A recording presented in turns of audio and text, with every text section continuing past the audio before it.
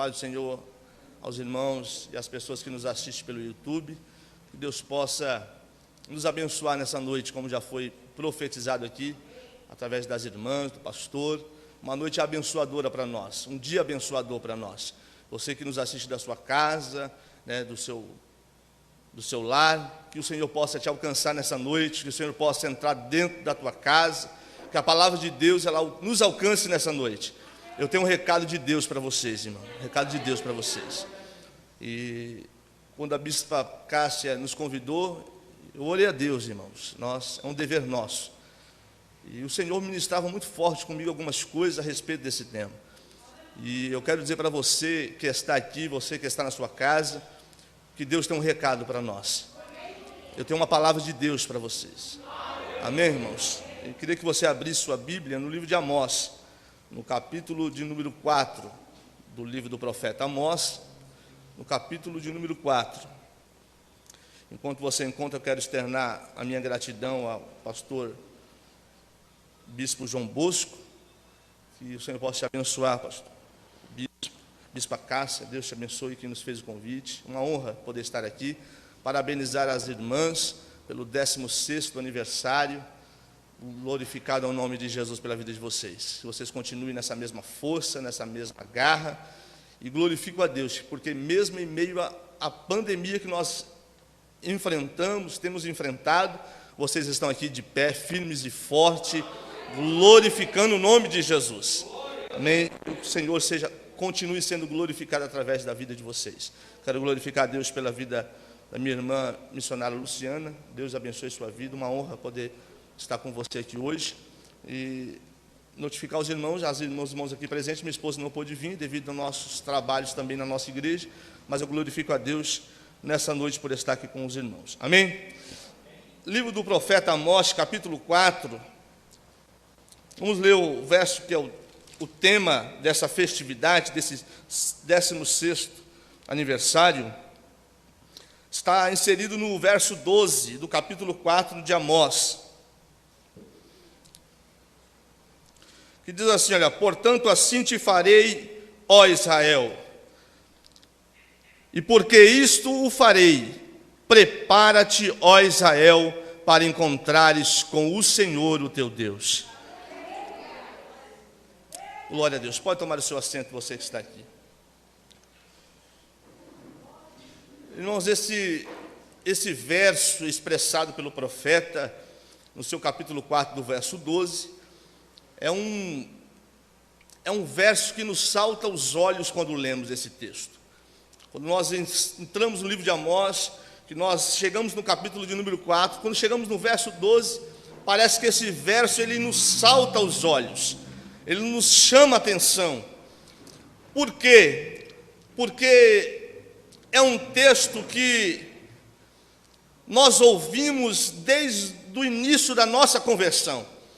Todos nós que se convertemos algum tempo atrás, alguns que nasceram no berço evangélico, ouvem a respeito da volta ou da vinda do nosso Salvador. Então esse texto, quando nós lemos, nós trazemos à memória a esperança nossa. Nós trazemos à memória a promessa feita por Deus ou por Cristo à igreja, que um dia nós nos encontraremos com o nosso Deus. Essa promessa ela é feita a nós e com certeza ela é o maior anseio da igreja, a volta do nosso Senhor, que virá nos buscar, e nós nos encontraremos com Ele para louvor da sua glória. A promessa está de pé. Queria que você levantasse sua mão comigo e dissesse: a promessa está de pé.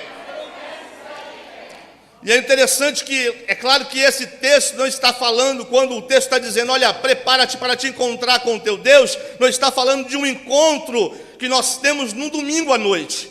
Não está falando no encontro que nós temos na reunião de oração na igreja. Não está falando de um encontro que você tem na sua casa, no seu devocional com Deus.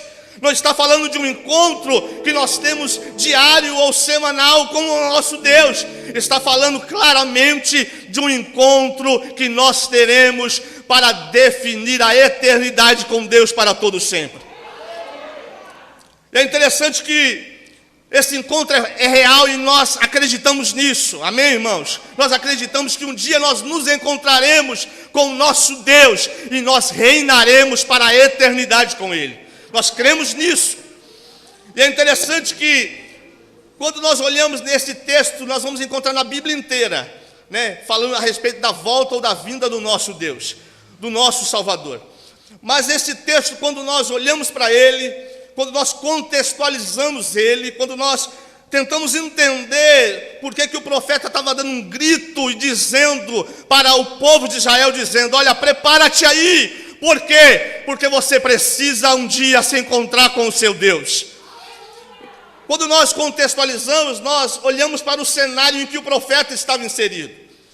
O profeta Amós, ele é levantado não numa escola de profetas, ele não é levantado dentro de grandes tribunas, de grandes oportunidades, de grandes influências da sua época. Amós, ele era um homem que ele era criado no campo, na roça, era um homem que os seus pais não serviam a Deus, mas ele é chamado por Deus para um propósito. Deus pega ele lá do campo, lá do meio dos bois, lá do meio dos sicômoros ou da figueira, cultivador de figueira. Deus pega ele de lá e diz para ele: Amós, a partir de hoje você não cuida mais de boi, você não cuida mais de sicômoro, a partir de hoje você será profeta, você profetizará para o meu povo Israel. Abrindo um parênteses, é assim que Deus faz conosco.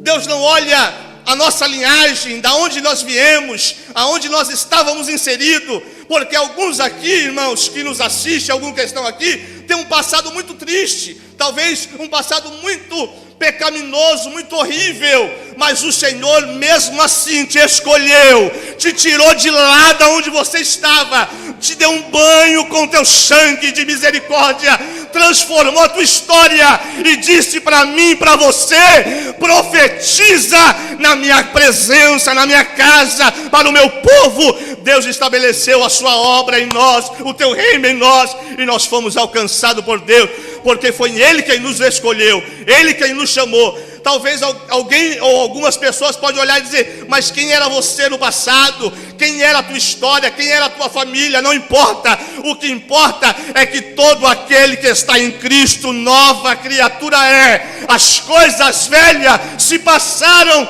e tudo se faz novo na presença dEle.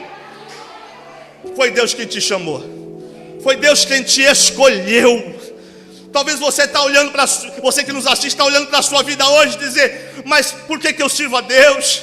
Para viver o que eu estou vivendo? Para que eu sirvo a Deus? Para sentir o que eu estou sentindo? Para que eu sirvo a Deus? E está pensando talvez em desistir, talvez em abrir mão da chamada, abrir mão de um sonho que um dia foi plantado no seu coração. Eu quero dizer para você e ser profeta na sua vida hoje: não é para você desistir da sua chamada, não é para você desistir do propósito de Deus em você, porque foi Ele quem te chamou, foi Ele quem te escolheu, foi Ele quem te elegeu e disse para você: eu te levantei, eu te escolhi, eu te chamei, e disse para você: eu te farei de ti um profeta na minha presença. Foi Deus quem te escolheu. Há um recado de Deus para alguém aqui hoje, talvez que nos assiste, e Deus está dizendo para você: não abra mão da sua chamada, não abra mão do propósito que eu tenho em você. Talvez o cenário que você está vivendo hoje não é o que você queria estar vivendo, mas isso não define aquilo que Deus tem na tua história, isso não define aquilo que Deus tem na sua vida. Foi Ele quem te escolheu. Levante a sua mão comigo, você que está aqui, você que está na sua casa, levante a sua mão e dá um brado para Ele dizendo: eu sei que foi Ele quem me escolheu. Essa convicção tem que estar dentro de nós, enraizada em nós. É interessante que quando nós olhamos as cartas do apóstolo Paulo, na sua maioria, quando você lê as cartas do apóstolo, na entrada da carta, na sua maioria, ele vai dizer assim: olha, eu, apóstolo de Jesus, não pela minha vontade, mas pela vontade daquele que me chamou. Sabe o que o apóstolo está dizendo? Eu talvez nem queria ser apóstolo, talvez eu nem queria fazer o que eu estou fazendo, mas uma coisa é certa: eu sou apóstolo de Jesus, não pela minha vontade, mas pela vontade daquele que me chamou. É a certeza de quem te chamou e te convocou para a sua presença. Que você tenha essa certeza nessa noite. Foi o Senhor quem te chamou e o Senhor quem te escolheu. Você pode levantar sua mão e dar uma palavra de adoração? Porque quando Deus chama Amós, ele vai profetizar a princípio para a nação, mas Amós chega também para profetizar para a igreja, para o sacerdote, para a hierarquia religiosa da época. E Amós denuncia o pecado de Israel, Amós denuncia aquilo que estava desagradando a Deus. E aí então o sacerdote de Betel da época chega em Amós e diz assim: ei, para de profetizar aqui, vai profetizar em outro lugar, sobe da nossa presença, aqui você não profetiza mais. Mas a convicção está dentro de nós, a convicção tem que estar dentro de você. Amós olha para ele e diz assim: olha, eu te respeito, eu sei que o Senhor é sacerdote de Israel, eu sei que o Senhor foi escolhido por Deus, mas vou dizer uma coisa para você: eu não era profeta e nem filho de profeta, eu era cultivador de sicômoros, ficava no meio dos bois, mas o Senhor se apresentou a mim e disse: ei Amós, profetiza para o meu povo Israel. Porque não existe alguém que possa interromper aquilo que Deus estabeleceu na tua história. Talvez pessoas possam ser usadas para tentar bloquear a tua história e a tua chamada, mas não existe nada que possa impedir e barrar aquilo que Deus projetou para o teu ministério, para a tua história, para a tua chamada, para a tua vida. No nome de Jesus Cristo, levante a sua mão e diga: eu sei que o Senhor me chamou. Quando nós olhamos para esse profeta, é essa convicção que ele tem. Novo convertido, pouca experiência, mas convicto de quem o chamou, convicto de quem escolheu ele para a sua presença. Quando nós olhamos para o cenário de Israel estava vivendo num período economicamente até bom. Tanto a tribo do norte quanto a tribo do sul, nesse período de Amós, estava até bom financeiramente, não faltava emprego, tinha comida, estava tudo bem. Mas quando Amós olha para a igreja, quando Amós olha para a sociedade, quando Amós olha para os influentes da época, Amós olha para eles em decadência moral, espiritual, religiosa, vivendo cada um as suas vontades, os seus prazeres, cada um nos seus pecados. E detalhe, Amós vai nos relatar que eles não pararam de ir para a igreja para fazer essas coisas. Amós vai nos relatar que eles estavam sendo influenciados por influências mundanas. Eles estavam tendo atitudes mundanas, tendo comportamentos mundanos, sem sair da igreja, sem sair da presença de Deus. Quando nós olhamos o capítulo 4, o verso 1, olha o que Amós vai dizer. Ele vai dizer assim: olha, ouve esta palavra. Que palavra? Prepara-te, ó Israel. Ele está dizendo: olha, ouve estas palavras, vós, vacas de Bazã, que estais nos montes de Samaria, que oprime os pobres, que esmagas o necessitado, que diz o vosso marido: dai-me cá e vamos beber. Sabe que Amós está olhando o cenário de pessoas que estavam servindo a Deus, que iam para os cultos em Betel, que iam para os cultos adorar a Deus. Ele está olhando para esse povo e está dizendo assim: da sua época, eu sei que não é a realidade de um monte de pessoas, mas talvez seja a realidade de algumas pessoas que talvez nos assistem. Ele está olhando, ele está dizendo assim: olha, diz para eles, Amós, ouve-me estas palavras, vós, vacas de Bazã, que oprime os pobres e esmaga o necessitado. Quando nós contextualizamos, se você contextualizar isso daqui, vacas de Bazã eram as vacas mais chiques da época. Porque o povo de Israel era um povo que trabalhava muito na agrícola, no campo. Vacas de Bazã eram as vacas dos maiores fazendeiros da época, que ficavam nos montes de Samaria. Eram os pastos mais verdejantes da época. Eram as vacas que mais se alimentavam da época, que viviam nos lugares melhores da época, que se fortaleciam dos melhores momentos da época. Aí ele está olhando para o povo e está dizendo: vocês são igual. Por quê? Em que sentido? Ele está dizendo: vocês se alimentam bem, vocês vivem bem, vocês comem bem, vocês estão bem localizados, mas vocês oprimem os pobres e esmagam os necessitados. Sabe o que ele está dizendo? Vocês só olham para o umbigo de vocês. Cada um só quer viver a sua própria vida. Cada um só quer sentir os seus próprios prazeres. Eu estou bem, o resto não estou nem aí. E nós sabemos que o reino de Deus não é assim. Deus estabeleceu a comunhão, Deus estabeleceu um ajudando o outro, Deus estabeleceu que nós estendemos as mãos para o necessitado, para que nós levantamos o oprimido. O reino de Deus não é dividido, o reino de Deus é união, é mão dadas.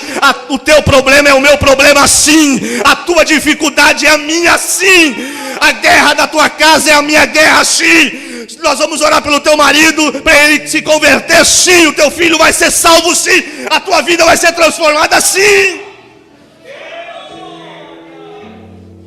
Ele está dizendo para o povo: olha, vocês só olham cada um para a sua necessidade, cada um para o seu bel prazer, cada um para a sua própria, para os seus próprios deleites. Mas o reino de Deus não é isso. O reino de Deus é estender a mão para o pobre, para o necessitado, é levantar o abatido, é entender aquele que está em dificuldade. Levante a sua mão comigo nessa noite, você que está aqui na sua casa. Eu quero profetizar desse altar que nós não seremos uma geração que só olhamos para nós. Nós não seremos uma geração que só olhamos para os nossos prazeres e para as nossas vontades. Nós viveremos a palavra de Deus. Nós estenderemos a mão ao pobre, nós estenderemos a mão ao necessitado, nós ajudaremos aquele que está sendo oprimido, para a glória do nome de Jesus. A moça está olhando e está dizendo: para! Vocês estão só nos seus casulos, vocês estão só vivendo as suas vidas. O irmão que está na dificuldade não interessa para você. O filho da irmã que está na droga é problema dela. O marido da irmã que é tribuloso é problema dela. Não é não, irmão, é problema da igreja, é nosso problema. A dificuldade do nosso irmão é a nossa dificuldade. O socorro que o nosso irmão precisa, ele tem que encontrar em nós, em nós, em nós. Que você seja um canal de Deus nessa noite. Que você seja um Amós, um instrumento de Deus nessa noite, para estender a mão ao oprimido, para estender a mão àquele que está em dificuldade. Mesmo da onde você está, eu na sua casa, olhe para um parente seu, você que está aqui, olhe para uma irmã, para um irmão, diz para ele assim: ó, a sua guerra é a minha guerra. Diga: a sua necessidade é a minha necessidade.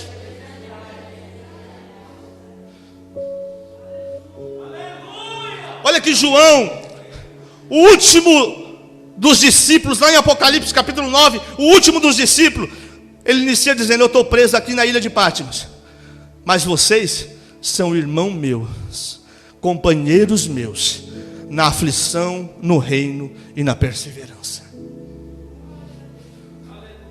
João está dizendo: não basta ser irmão, tem que ter comunhão. João está dizendo: você é meu irmão e companheiro nas aflições também, nas dificuldades também. E sobretudo, nós temos comunhão no reino de Deus. No reino de Deus. Olha o que ele continua dizendo no verso 2. É Deus irado. Aí Deus vai dizer assim: olha, Jurou, a Amós está dizendo, jurou o Senhor pela sua santidade. Jurou o quê? Que ele vai levar um anzol, e vocês descendentes, com um anzol de pesca, o Senhor vai pegar vocês. Sabe o que eu aprendo? Que Amós vai nos ensinar? Você já viu pessoas que Deus vai tratar com ela para trazer ela para perto? Já viu ou não? Ou é só eu que vi? Você já viu Deus tratando com alguém? Você sabe que é Deus tratando. Vamos estar dizendo assim, olha, em outras palavras, vamos estar dizendo, rapaz, Deus ama tanto vocês. Deus quer tanto o bem de vocês. Deus fez tanto por vocês, que mesmo vocês no erro, Deus ainda vai atrás de vocês com um anzol. Olha o que a Amós está dizendo. Deus vai com um anzol de pescar e vai puxar vocês para perto. Porque mesmo aquele que se perdeu no caminho, que tomou um tombo aqui, outro ali, a misericórdia de Deus é estendida para ele. Porque às vezes nós não temos misericórdia. Nós não, às vezes não. Nós somos seletivos às vezes. Nós escolhemos quem nós queremos ter misericórdia. Mas já tentei ajudar várias vezes. Não quer saber de nada. Quem conhece todas as coisas é o nosso Deus. E Deus não faz exceção. Ele diz assim, ó, diz para eles que com um anzol eu vou buscá-los. Sabe o que Deus está dizendo? Que Deus vai colocar anzol em algumas pessoas que saiu da igreja.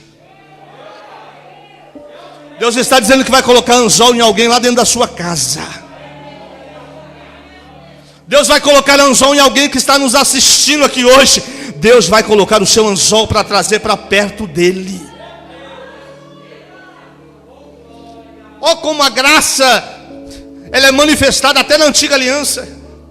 A misericórdia de Deus, ela alcança e ela é estabelecida de gerações após gerações. A graça de Deus hoje entra na tua casa. A graça de Deus hoje entra na tua família. A graça de Deus entra em alguém que você tem orado. Deus está dizendo, se você tem orado, se você tem clamado, existe uma promessa de Deus na sua história. Deus está dizendo, o meu anzol está chegando lá.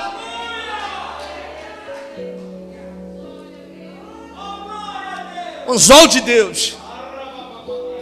Levante sua mão comigo e diga, Deus tem anzol.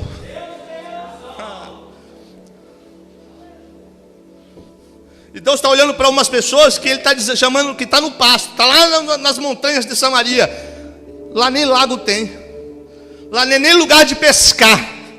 Mas Deus não trabalha na lógica humana. Deus não trabalha na lógica do homem. Deus até lá nas montanhas, Deus coloca anzol e traz para a sua presença.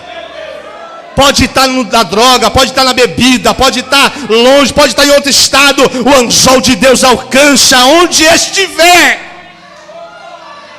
Talvez você diga assim, mas é impossível alcançar onde Ele está. O anzol de Deus é poderoso para entrar onde Ele está. E eu quero profetizar aqui, Deus está lançando o seu anzol.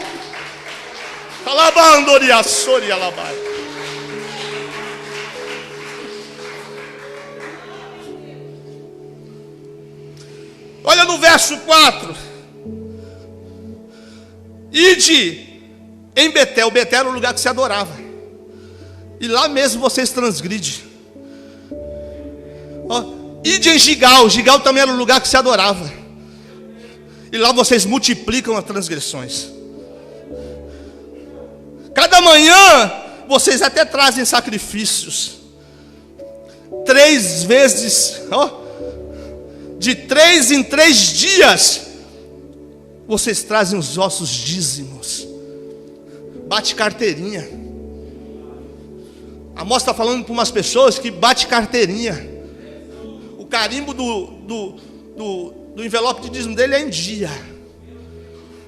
Não falta um culto. Está em Betel e está em Gigal. Mas quem disse que para estar afastado da presença de Deus precisa sair da igreja? Quem diz que para fazer aquilo que desagrada a Deus precisa faltar nos cultos? Pastor, por que nós pensamos que só se afasta da igreja quem não toma santa ceia, quem não dá o dízimo, quem não se apresenta no culto? Às vezes, aqueles que quase não vêm estão mais em santidade do que muitos que vêm, pastor. Olha que a moça está olhando, que cenário triste, irmão, triste. Eu não digo a essa igreja, mas quando nós olhamos para a nossa igreja universal, espalhada pelo mundo, está triste o cenário. Triste o cenário. Nunca se ouve tanto divórcio em cima dos altares.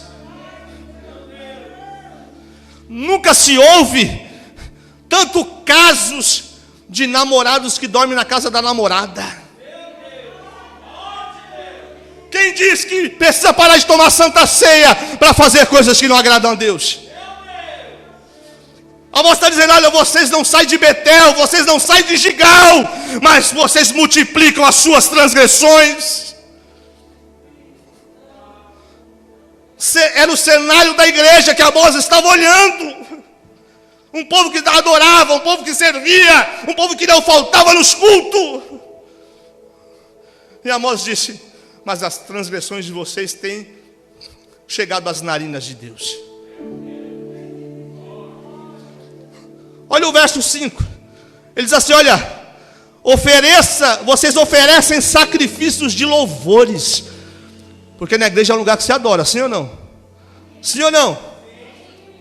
Quando você reúne a sua família em casa, você até adora também. Ele está dizendo assim: olha, vocês oferecem sacrifícios de louvores, mas do que é levedado. Sabe o que é isso? É misturado. Levedado é algo que está misturado. Vocês louvam a mim, mas louvam coisas mundanas também. A moça está olhando para a geração da sua época e está dizendo: olha, vocês oferecem sacrifícios de louvores no altar de Deus, mas é levedado, porque Deus tem visto vocês louvando ao mundo. Deus tem visto os seus comportamentos fora da igreja.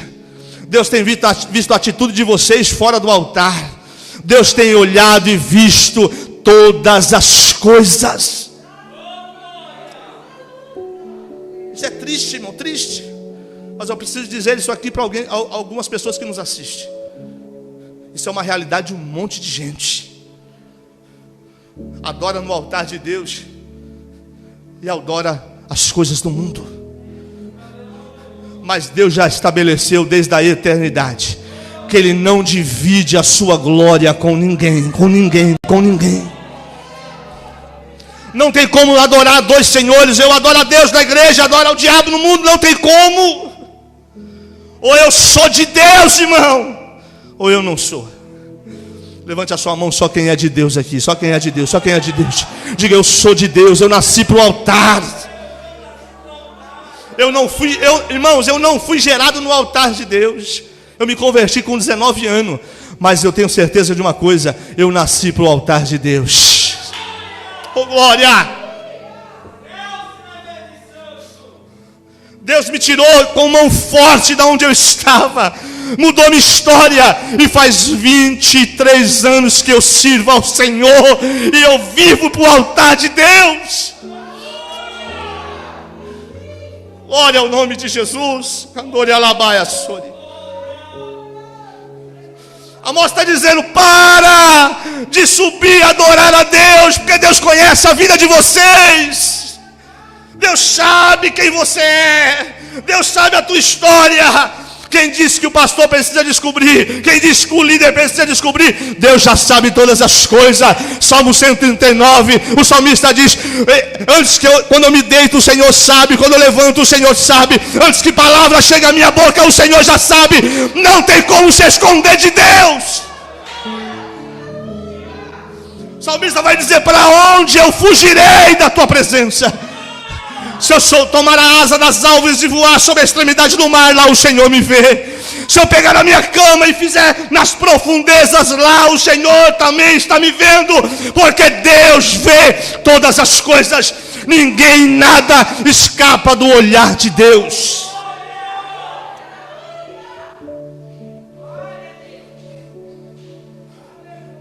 Quero dizer para você que nos assiste, só que é um alerta de Deus. O livro de Amós é atual para nós. Não brinque com as coisas de Deus. Não brinque com as coisas de Deus. Porque nosso Deus é um Deus santo. Nosso Deus é um Deus santo. E Amós diz no verso 12 que para se encontrar com Ele, tem que estar em santidade. E toda essa cobrança de Deus aqui é o amor e a misericórdia de Deus. Porque quando você olha os versos decorrentes, o verso 6, o verso 7, o 8, o 9, o 10 e o 11, Deus vai trazer juízo. Deus agora não vai só trazer com anzol. Deus já trouxe com anzol. Agora Deus vai trazer juízo. Porque a misericórdia de Deus se estende até a última oportunidade. Aquela pessoa que se afastou, aquela pessoa que você tem orado por ela, Deus vai tratar com ela até a última oportunidade que ela tiver. É só se ela não quiser mesmo, porque Deus deu livre-arbítrio ao homem. Mas Deus, Ele traz para perto, Ele trata. Quando você lê o verso 6, vai falar que Deus vai trazer fome. Quem já passou fome aqui? Acho que ninguém, né, irmão? São meus pais mais antigos, lá do sertão. Mas Deus vai trazer fome. Deus vai fechar as portas. Porque nós ouvimos falar só de um Deus que abre porta, né, irmão? Deus abre porta nessa noite. Deus abre porta, Deus abre porta, Deus abre porta. E Jesus disse: eu abro e eu fecho também.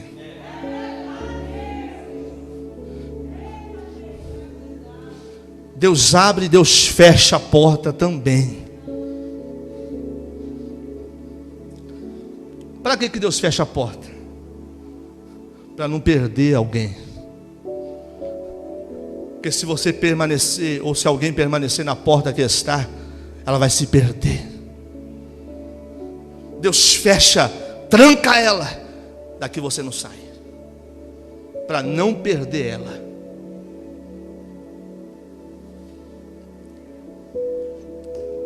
É duro de ouvir isso, mas diga comigo: Deus também fecha portas.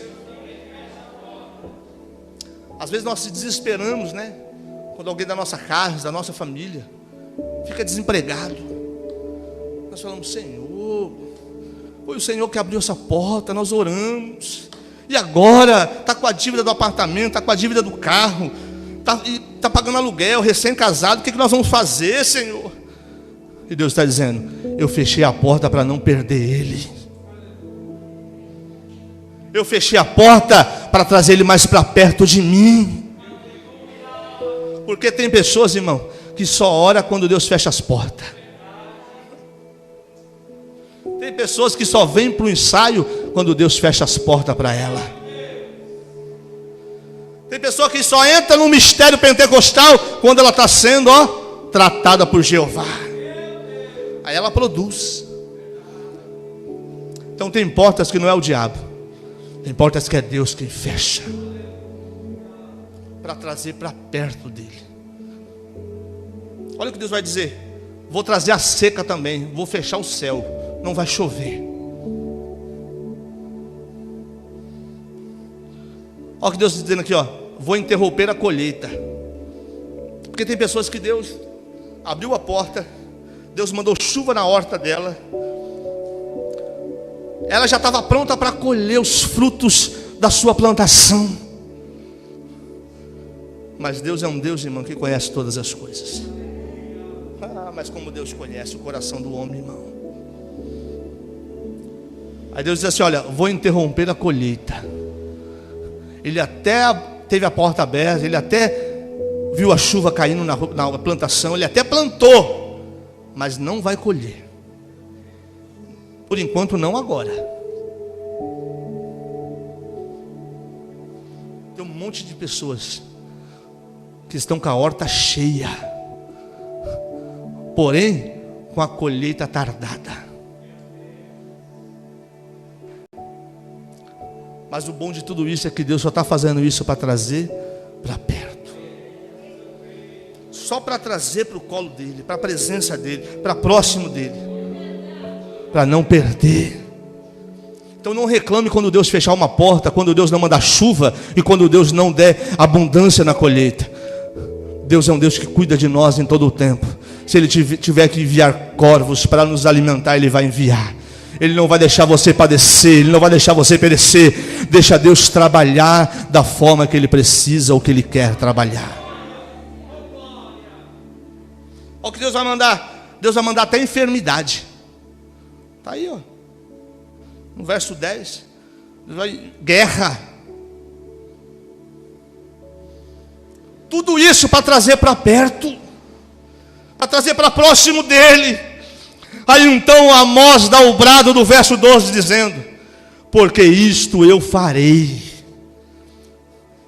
Isto mesmo farei. Ó, Deus está afirmando que Ele vai fazer e acabou. Deus está dizendo: Amós, eu vou pôr anzol, vou tratar, vou fechar as portas, eu vou trazer para perto, porque isso eu farei, Amós. E diz para ele: prepara-te, ó Israel, para se encontrar com o Senhor, o teu Deus. Porque a nossa maior, irmãos, expectativa ou esperança não é o apartamento que nós queremos comprar, não é o carro que eu quero trocar, não é uma grande empresa que eu quero entrar, é a vinda do Senhor que virá nos buscar. Essa é a nossa maior esperança. Amós está dizendo para o povo: ei, vocês estão preocupados com um monte de coisa, mas uma só importante, que um dia nos encontraremos com Ele, que um dia nos encontraremos com Ele, e precisamos estar preparados. Por que preparado? Porque Ele não virá buscar uma noiva despreparada. Porque nós somos a noiva, sim ou não? Livro de Apocalipse capítulo 19 vai falar que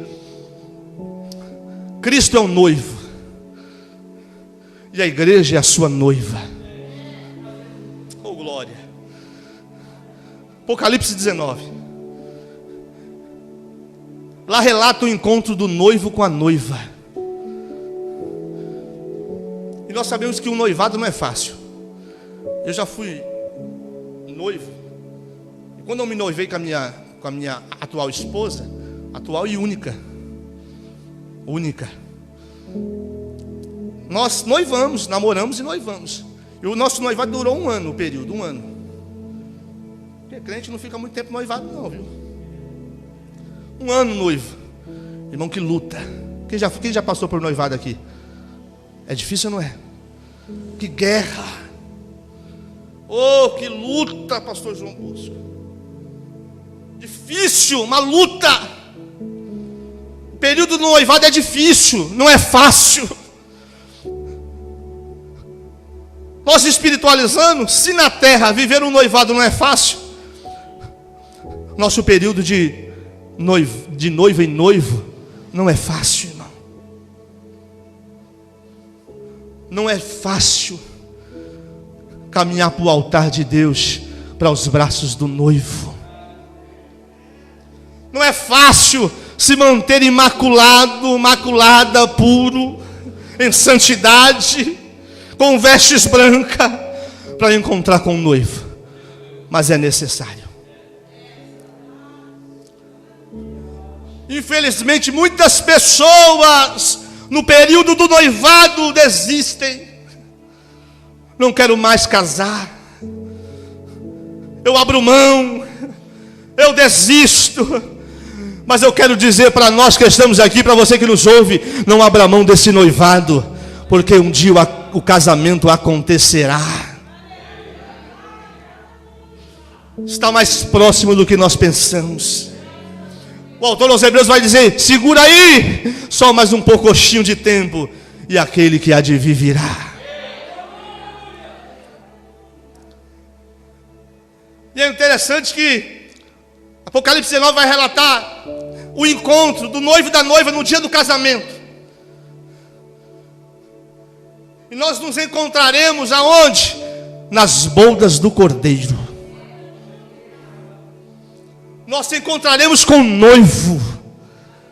E o que eu acho lindo e interessante é que, pelo menos até nos dias de hoje, todas as pessoas que se casam no altar de Deus, a declaração é: até que a morte nos separe.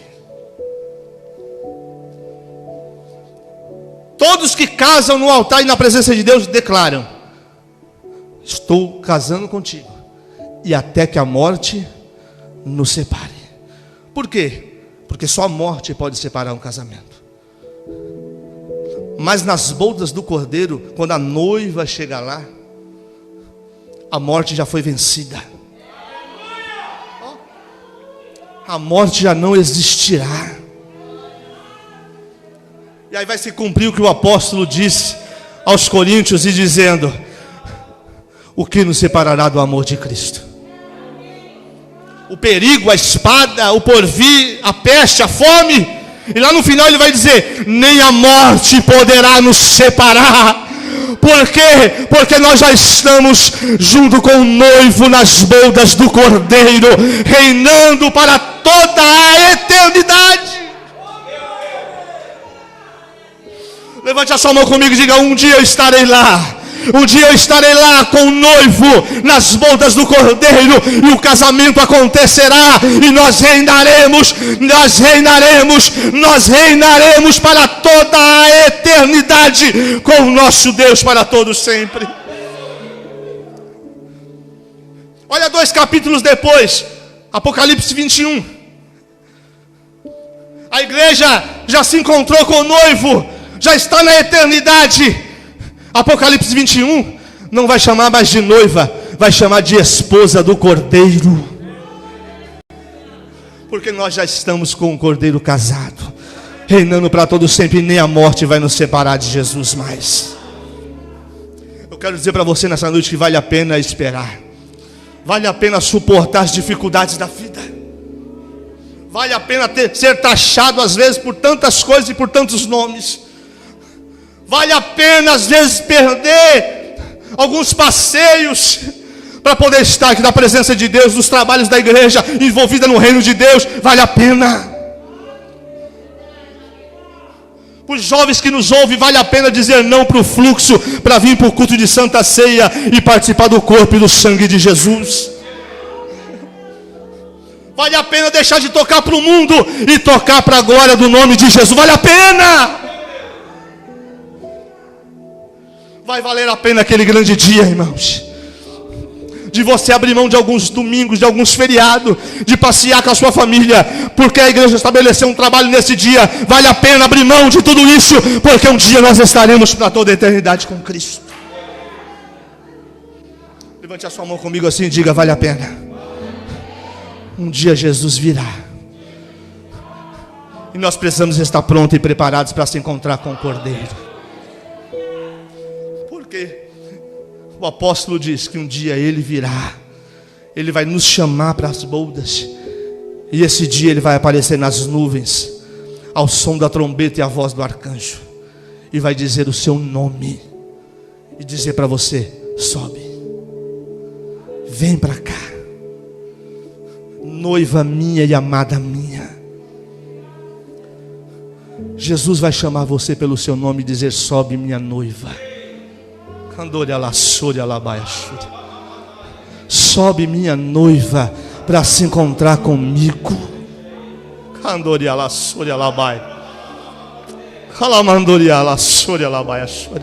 Levante a sua mão comigo assim, ó. Esse dia chegará em que nós seremos arrebatados. Nós que estamos vivos seremos arrebatados, e os que morreram em Cristo ressuscitarão com Ele nas nuvens. E nós nos encontraremos com o noivo, e estaremos entrando nas bodas do Cordeiro, e reinaremos para toda a eternidade com Deus. Esse encontro será eminente, será real. Continue guardando as suas vestes, continue se mantendo na sua integridade, a sua fidelidade com Deus. Jesus virá nos buscar. e nós nos encontraremos com Ele. E eu encerro aqui nessa noite dizendo a você: prepara-te, ó Israel, para se encontrar com o Senhor, o seu Deus. O seu Deus. Levante sua mão e diga: Ele é o meu Deus. Estou preparado. Se Jesus voltasse hoje, e Ele levasse 2 pessoas que estão aqui, eu seria uma delas. Quem é a outra?